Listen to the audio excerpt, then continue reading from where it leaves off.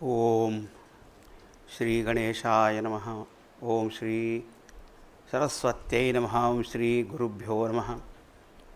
ओम समस्तजनकल्याणे निरतं करुणामयं नमामि चिन्मयं देवं सद्गुरुं ब्रह्मविद्वरम्।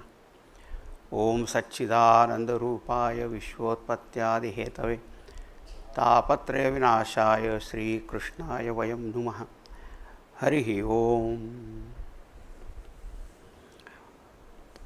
अन्वय और व्यतिरेक की पद्धति से हमने आत्मस्वरूप, अपना जो शुद्ध स्वरूप है उसका निर्धारण किया, निश्चय किया कि मेरा जो शुद्ध स्वरूप है वह सत्य चित चैतन्य अविकारी ऐसा है। बाकी ये जितनी भी देह इंद्रिय प्राण मन बुद्धि ये तो आते जाते रहते हैं, मेरा स्वरूप नहीं हो सकता। अब इसी पद्धति से ये जो हम जगत देख रहे हैं उसका तत्व क्या है वो देखना है। तो पहले भी हमने थोड़ी बात सोची थी कि जिसको हम सृष्टि कहते हैं वो क्या है, नाम रूप प्रसारणा। सब नाम और रूप हैं। नाम जो है, रूप होते हैं तभी नाम देने की आवश्यकता होती है। तो नाम किसके ऊपर आश्रित हो गया, रूप के ऊपर आश्रित हो गया। लेकिन रूप क्या है, ये तो एक आकार है। क्या ये आकार अपने आप में कोई तत्व है क्या? उसके लिए कोई एक दूसरा सब्सटेंस तत्व होना चाहिए जो इस आकार में दिखाई दे रहा है, उसी को हम उसका स्वरूप कहते हैं। एक हुआ रूप, एक है स्वरूप। तो अब एक प्रसिद्ध ऐसा एक दृष्टांत लेते हैं। सोना है ना, सुवर्ण है, और सुवर्ण के बने अनेक अलंकार आभूषण होते हैं। दो अनेक हैं लेकिन सुवर्ण एक है। ये आभूषण नाम रूप बदलते रहते हैं। एक ही आभूषण है, उसको एक नाम आया, नेकलेस है, उसी को आप गला के और दूसरे कुछ बना सकते हो, तो उसका रूप भी बदल गया, नाम बदल गया। लेकिन ये सोना है, ये ज्ञान कहीं पे भी लुप्त नहीं होता है ना। सिर्फ आप सोने को भी देखो तो ये सोना है, लेकिन सोने की चूड़ी बन गई तो ये चूड़ी है ऐसा बोले, लेकिन ये सोना है। और सोने सुवर्ण की बुद्धि ज्ञान वो कहीं लुप्त नहीं होता। एक बार क्या हुआ, एक महिला ढूंढ रही थी कुछ घर में, छोटी बच्ची थी। एक उनकी बच्ची ने पूछा, मम्मी क्या हो गया, क्या ढूंढ रही हो? बोले, बेटा मेरी अंगूठी खो गई तो मैं अंगूठी को ढूंढ रही हूँ। ओ छोटी सी बच्ची कहती है, ओ मम्मी उसके लिए इतना क्या परेशान होना, मेरे पास अंगूठी में दे दे तू। अरे वाह, वो गई ले आई एक अंगूठी, दे दी। और वो अंगूठी थी पीतल की, पीतल की और उसकी छोटी सी। लेकिन वो माँ कहती है, कितनी प्यारी बच्ची मेरी है, उसने मुझे अंगूठी दे दी। और मन में सोचती है, इतने ही अच्छे इसके पिताजी भी होते तो कितना अच्छा होता। एनीवे, लेकिन मजेदार बात ये हुई कि उसकी खोज खत्म नहीं हुई। क्यों? क्योंकि वो अंगूठी नहीं ढूंढ रही थी, वो सोना ढूंढ रही थी, क्योंकि वो सोने की अंगूठी थी। तो उसने कहा कि मैं अंगूठी खोज रही हूँ, लेकिन उसमें भी ये सुवर्ण की जो बुद्धि है वो तो गायब नहीं हुई थी ना। इसको हमारे शंकराचार्य भगवान कैसे कहते हैं कि यद विषया बुद्धि न व्यभिचरति तत्सत। ये सोना है, सोना है, सोना है, ये ज्ञान लुप्त नहीं होता। तो जिसके विषय में ये ज्ञान लुप्त नहीं होता है वही सत्य वस्तु है। लेकिन ये अंगूठी है, ये चूड़ी है, वो तो बुद्धि बदलती चली गई, उसका व्यतिरेक हो गया। तो यहाँ पे व्यतिरेक से तात्पर्य ये है कि जब हम तत्व का विचार करेंगे तो ये आकार ही अपने आप में तत्व नहीं है। इसको कहते हैं नेति न इति। यह नहीं, ये नहीं, ये तत्व नहीं है। ये नाम न, ये अपने आप में यह तत्व नहीं है। इसको कहते हैं व्यतिरेक पद्धति। यह निषेध कर दिया। हम ये नहीं करेंगे अंगूठी नहीं है लेकिन ये जो अंगूठी का आकार है वही उसका तत्व नहीं है। तो फिर इसका तत्व क्या है? तो बोले सुवर्ण तत्व है। उसमें क्या क्या बात हुई कि सुवर्ण एक है, उसमें परिवर्तन नहीं हो रहा है, उसकी चमक, उसकी कीमत वो तो रहेगी, ये सब बदलते चले जाएंगे। ये हो गया। तो इस सुवर्ण का अन्वय सब जगह हो रहा है। अब थोड़ी बात समझ लो। एक जब हमें तत्व का जो ज्ञान कराया जाता है, एक पद्धति होती है नेति नेति, ये नहीं है, ये नहीं है, ये नहीं है। फिर दूसरे कहा जाता है सब कुछ वही है, इसको कहते हैं अन्वय। सर्वम खल्विदम ब्रह्म। एक बार आपने सारे नाम रूप का तत्व सुवर्ण है ये जान लिया, फिर आप किसी भी रूप में उसको देखोगे तो भी क्या कहेंगे कि यह सब कुछ सुवर्ण ही है। ये खुद अन्वय। लेकिन जब उसको नहीं जाना और केवल एक आकार को ही सत्य मान लिया तो फिर कहेंगे ना। तो इसलिए पहले निषेध होता है, फिर अन्वय होता है। सब कुछ ब्रह्म है, इसको कहते हैं अन्वय। ये नहीं है, नहीं है, ये कहा है व्यतिरेक, निषेध। एक बार ज्ञान हो गया तो फिर जिसको आप कहते हैं शरीर, वो भी फिर सत्तत्व ही है। जिसको आपने कहा इंद्रियां, जिसको कहा मन, बुद्धि, नदी, पहाड़, पशु, पक्षी, जो कुछ आपने नाम दिया, फिर तत्व की दृष्टि से तो तत्व ही तो है, उसके अलावा कोई चीज दूसरी नहीं है। अभी कभी क्या ये सब समझ में नहीं आती है ना बात, और सिर्फ पहले जब हम वेदांत पढ़ते हैं तो फिर लगता है, कभी तो कहते हैं न इति न इति, फिर कहते हैं ये सब कुछ वही है। गुरु जी, आर यू क्लियर और नॉट?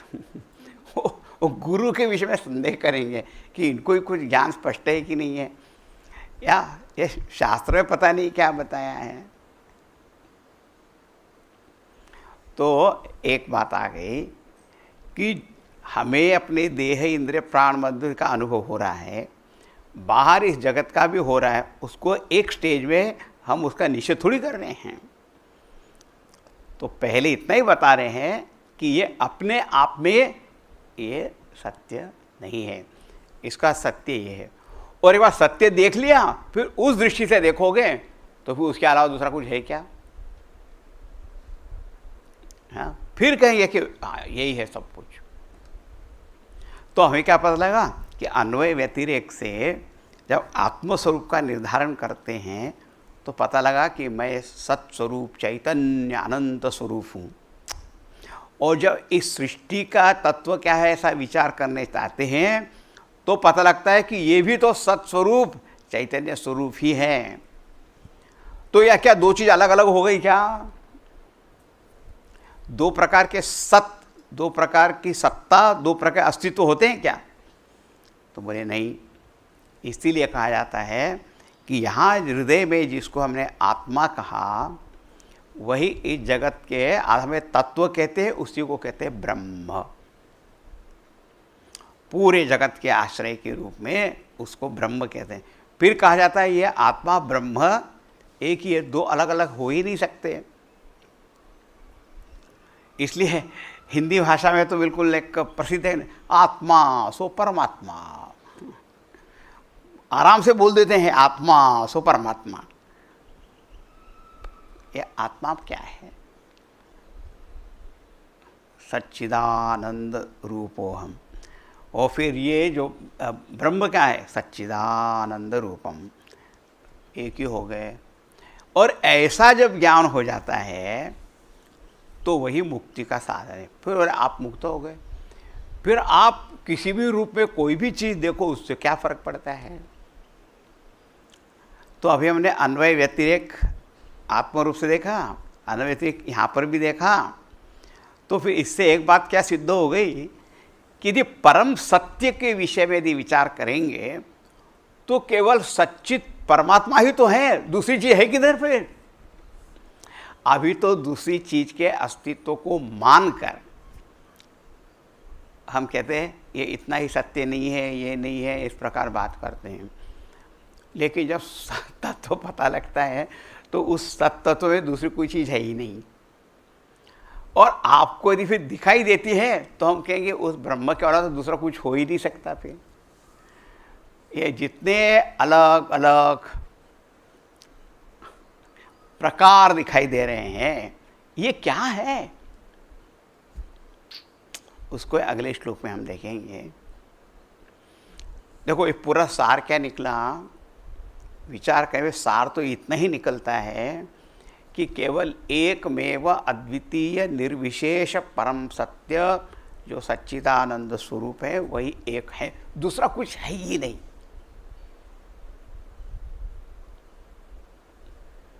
लेकिन हमें तो इतना सबको दिखाई तो दे रहा है, तो दिखाई दे रहा है, हाँ तो कुछ हो रहा होगा, दिखाई दे रहा है।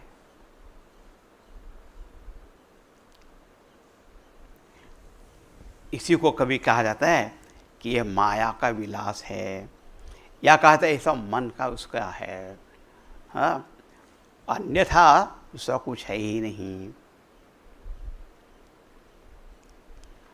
तो आपको जब ये विरोधी प्रकार के वाक्य दिखाई देते हैं शास्त्र में या गुरु के उपदेश में, तब उसमें सिर्फ इतना समझना है कि ये वाक्य जो है इस दृष्टिकोण से किया हुआ है, ये वाक्य है इस दृष्टिकोण से किया हुआ है, फिर उसमें कोई समस्या नहीं रहती है।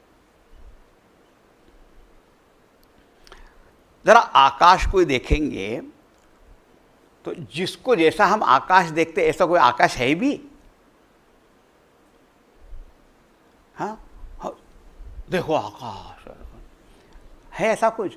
आप ऊपर उड़ते जाओगे ओके, उसको स्पर्श करने मिलेगा ऐसा कुछ आकाश? तो बोले नहीं। लेकिन यहाँ से हमको दिखाता है जैसे कोई छत है, छत, नीला आकाश, फिर निरभ्र आकाश, बादल रहित है। हाँ, आज बादल आच्छादित है आकाश। आज अभी सूर्योदय के समय सूर्यास्त है, उसके अलग अलग वहाँ पे रंग दिखाई दे रहे हैं। फिर एक होराइजन होता है, क्षितिज, ऐसा लगता है कि जैसे आकाश पृथ्वी मिल रहे हैं, सारे ब्रह्म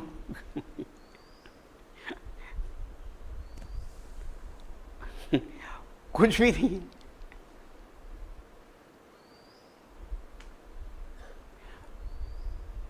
दिखाई तो दे रहे हैं ना, उसको हम मना नहीं करें, दिखाई तो दे रहे हैं। लेकिन कोई उसी को सत्य मान लेगा और क्या मैं जाके छू लूंगा, करो, ट्राई, नो हार्म। और विचार को, ये नीला रंग किसने लगाया है यहाँ पे? वो तो कोई पेंटर था लगाना। और फिर बाद में नीला रंग ही नहीं है।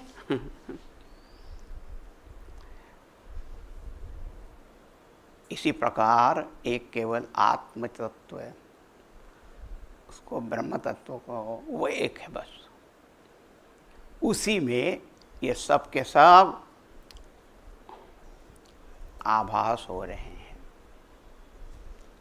इसको अगले श्लोक में बता रहे हैं, और ये उद्धव गीता में का श्लोक है।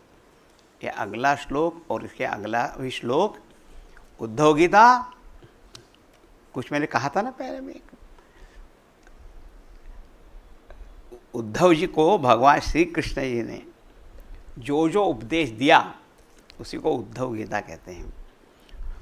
उसमें अभी ये एकादश स्कंध, 11वें स्कंध में 28वां अध्याय और श्लोक हैं 36। आपको एक बार बता दूं, पूरे इस उद्धव गीता में ये 11वें स्कंध बहुत महत्व का है। उसमें भी ये जो 28वां अध्याय है वो दी बेस्ट, क्योंकि पूरा अध्याय तत्व ज्ञानपूर्ण है।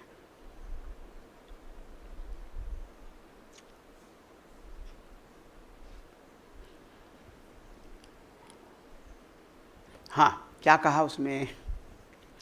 अभी हमने अन्वय व्यतिरेक वाली पद्धति देखी। देखो, जिन लोगों को अच्छे वेदांत के संस्कार हैं, जिन्होंने अच्छा अध्ययन किया है, तो उनको ये इतना कोई कठिन नहीं लगेगा। लेकिन हो सकता है कुछ ऐसा लगे तो भी कुछ चिंता करने की बात नहीं है। धर्म के विषय में कोई बात समझ में आई ना, उसको तो करो। जो समझ में आता है उसका पालन करो। जो नहीं समझ में आ रहा है धीरज रखो। लेकिन आपको एक मजेदार बात बताऊं, एक आदमी अपने धर्मगुरु के पास गया और बोले मैं ये धर्म ग्रंथ पढ़ा, बड़े परेशान हो रहा हूँ। तो धर्मगुरु को लगा कि भाई इसमें कोई कठिन चीज़ें हैं, इसलिए उसको समझ में नहीं आ रही, इसलिए परेशान है। भाई देखो, कोई चीज़ समझ में नहीं आती तो परेशान मत होना, कोई कठिन है तो उसने कहा जो समझ में नहीं आता उससे मैं परेशान नहीं हूँ, जो समझ में आ रहा है उससे परेशान हो गया हूँ मैं।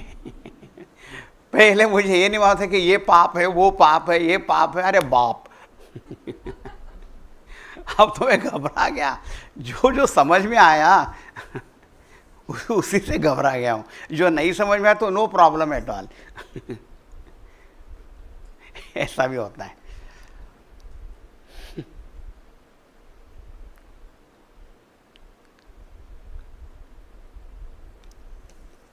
चलो चलो श्लोक पे आओ। यहाँ पे कहा एतावान आत्मसम्मोहो यत् विकल्पस्तु केवले आत्मन्नरुते स्वमात्मानम अवलंबो न यस्य ही।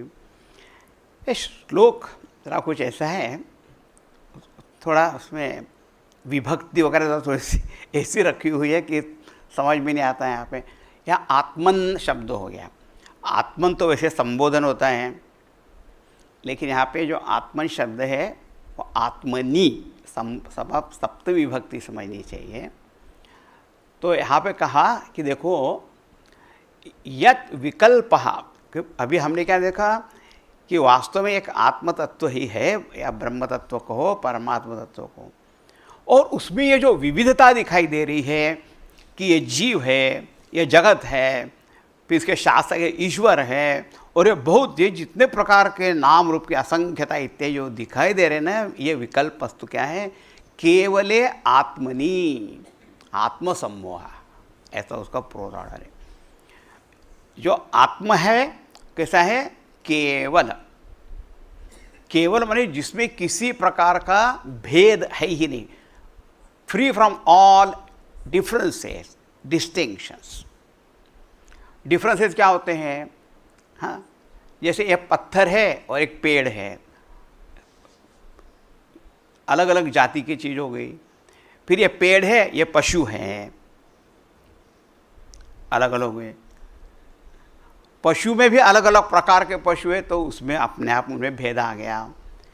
फिर एक ही शरीर है, उसमें अलग अलग प्रकार, ये हाथ है, ये पैर है, ये सिर है। इसको शास्त्रीय भाषा कहती सजातीय विजातीय स्वगत भेद। विजाति में दो अलग अलग ग्रुप हैं, उनमें सजाति में एक ही जाति के इसमें, और एक ही चीज में अलग अलग भेद हो गए। बोले आत्म तत्व कैसा है? केवल है, केवल। आत्मा शब्द का अर्थ होता है यच्चा से संततो भावः, जो हमेशा सत्ता रूप से, अविकारी रूप से, हमेशा जैसा का वैसा है। उसमें कभी कोई विकार नहीं आया था, परिवर्तन नहीं आया था। ऐसा वह आत्म तत्व है, केवल निर्विशेष ऐसा तत्व है। अब उसमें पता नहीं कितनी चीज़ें दिखाई दे रही है। जैसे मैं अभी आपको मैं दृष्टांत दिया कि आकाश, ऐसा तो कुछ दिखाई नहीं देता, वहाँ पे कुछ है ही नहीं, लेकिन पता नहीं क्या क्या दिखाई दे रहा है वहाँ पे। ऐसा इसको कहते हैं विकल्प। हाँ, कभी आकाश में पता है गंधर्व नगरी दिखाई देने लग जाती है, वहाँ पे ये पूरा शहर दिखाई देने लग जाता है, हाथी घोड़े भी दिखाई देने लग जाते हैं, और बादलों की जो बनावट ऐसी ऐसी हो, और थोड़ी कुछ नहीं है, सारे विकल्प है। ये सब के सब विकल्प, ये सारे जीव जगत रूप ये सृष्टि आत्मसम्मोह, बस आत्मसम्मोह है। आत्मा से कहे मनसः सम्मोह, ये अपने मन कल्पित सब कुछ यहाँ पर है। अपनी व्यक्तिगत दृष्टि से भी हम देखते हैं कि जब हमारा मन बिल्कुल सोया हो तो कुछ भी, तो कोई सृष्टि का अनुभव होता ही नहीं है। मन होता है तो सब कुछ दिखाई देता है। अब एक बात ध्यान में रखना, एक होता है एक व्यक्ति का मन, व्यष्टि मन, और एक होता है समष्टि मन, टोटल माइंड। अभी हम जागृत अवस्था में हैं और हम सबको एक ही पर्वत दिखाई देता है, एक ही सब चीज़ दिखाई देती है। वो क्या हो गया? वो समष्टि मन का जगत है, निर्मित जगत, राइट।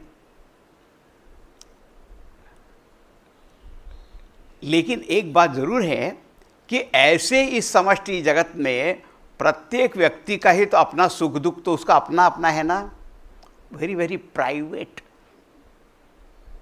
पर्सनल।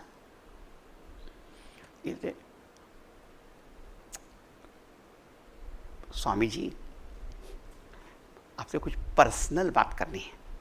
अच्छा, पर्सनल बात करनी है, क्योंकि वो पर्सनल प्रॉब्लम है ना, और उसका सुख दुख वो किसके हैं?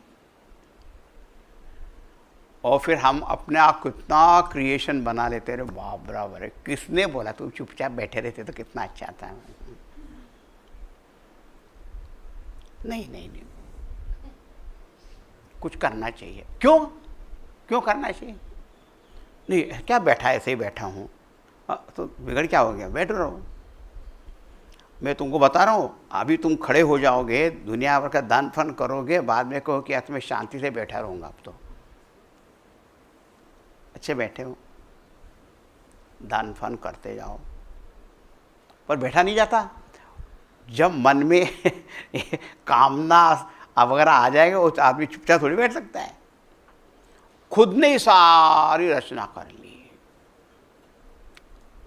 किसने हमको बांध के रखा है? सब अपने संकल्प से। इसलिए कहा कि संकल्प जाले गलीते, ये सारा संकल्प जाल जब गल जाता है, अपना आत्मस्वरूप एकदम जैसा पहले भी वैसे ही था, वो प्रकट हो जाता है।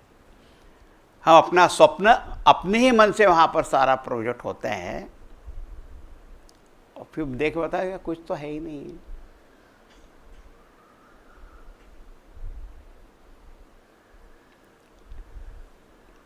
तो यहाँ पे क्या कहा कि यदि आप तत्व की दृष्टि से देखोगे, परमार्थ दृष्टि से देखोगे, तो एक एकमेव अद्वितीय ब्रह्म तत्व का कुछ और है ही नहीं, कुछ बोलने की जरूरत ही नहीं है। फिर कौन बोलेगा? लेकिन ये लेकिन बड़ा विचित्र लेकिन है। पर हमें तो दिखाई दे रहा, हमें तो ऐसा हो रहा, तो दैट इज योर प्रॉब्लम। तो ये दिखाई तो क्या है? बोले एक निर्विशेष तत्व में ही ये सारे जितने भेद हो गए हैं वो सब मन का ही खेल है। एक समष्टि मन बोलो, व्यष्टि मन बोलो, उसमें सारे वहाँ पर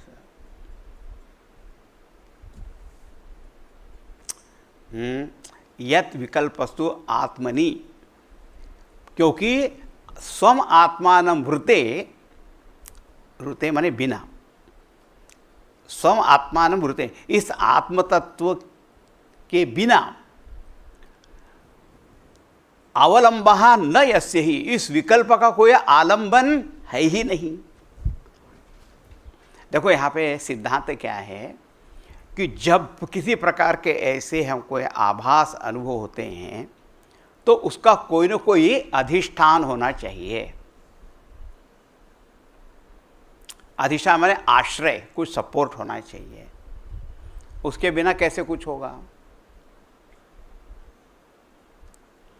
प्रसिद्ध दृष्टांत आते हैं ना, जैसे रस्सी को हमने सांप मान लिया तो उस सांप का अधिष्ठान रस्सी है, या रेगिस्तान में पानी दिखाई दिया तो उस पानी का आश्रय वह रेत है जहाँ पर सूर्य की किरणें चमक रही है।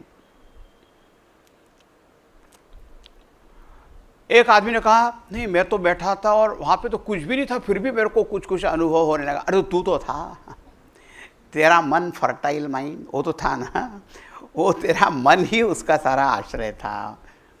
अरे ये मन क्या है, उसका आश्रय क्या है? वे चैतन्य तत्व ही है।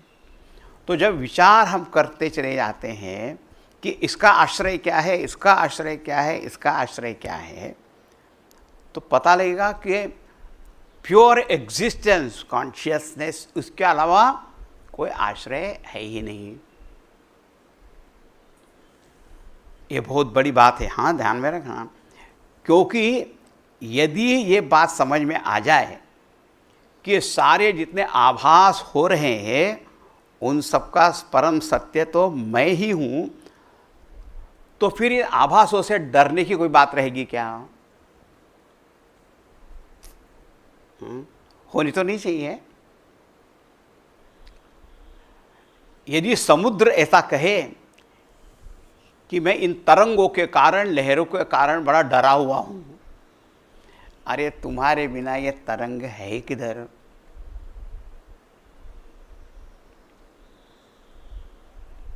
हाँ? और आकाश कहे कि नीला रंग, अब मैं परेशान हो गया नीले रंग से अरे किधर है नीला रंग होगा? वहां पे वही तुम ही उसके अधिष्ठान हो,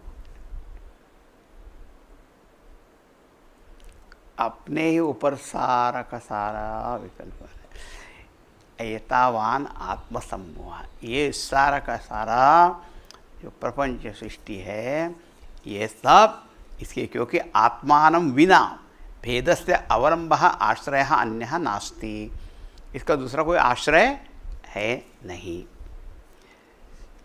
हाँ, और अब ज्ञान के प्रसंग में सारे वेदों का जो सार है वो वेदार्थ इतना ही है। वो क्या है अभी बता दिया, लेकिन फिर भी हम अगले श्लोक में उसको देखेंगे।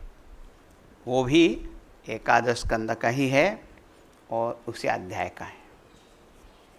तो एकादश स्कंद में 28वां अध्याय सबसे